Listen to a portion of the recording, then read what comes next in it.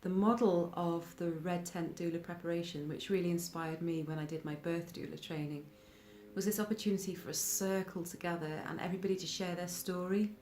As the stories weave together, out of it comes this magical alchemy of all the information that you need. You don't need a teacher out the front teaching you on PowerPoint and a blackboard. It's more about being in a community and actually learning from each other's experiences. Obviously, Arwen and myself have our own experience to bring to the table, so we can begin to draw out some of those points, but really it's more about who we are rather than what we know. It's not so much about knowledge and doing, but about cultivating a sense of being. We were only talking today, weren't we, about this love. It begins and ends with love. From love we come and to love we return, and how to be in the presence of love, how to connect from the heart, how to actually be able to put our own judgments and experiences and fears aside to really attend to the needs of the soul. That's what I think it's about.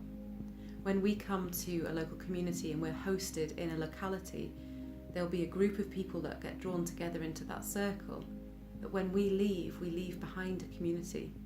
We leave behind a circle of peers who will be connected and of kindred spirits, I suppose, who would be able to pick up projects and do community work.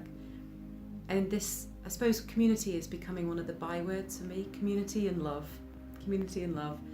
because to just simply attend to an individual at the point of death is a tip of the iceberg in terms of what end-of-life doulas can do. It's about society, it's about family, it's about relationships, it's about preparing the environment, about preparing the field and attending to that, yes, by what we do, but also by our presence. I mean maybe that's the uniqueness that we're bringing, that sense of the red tent, that sense of story. At the same time, obviously, we'd like to help anybody who's interested in end-of-life, death, dying and bereavement, anybody who's interested in that field, to deepen into their own understanding about why that is for them, why do they feel called, and what do they need to have in place for themselves so that they're able to do that work and not be drawn off centre. Potentially we could be in the presence of other people's suffering and these great issues of life and death and life beyond death and what is all this about. And so the exploration is largely into the self, like who am I and why am I called and how can I hold my centre in that moment.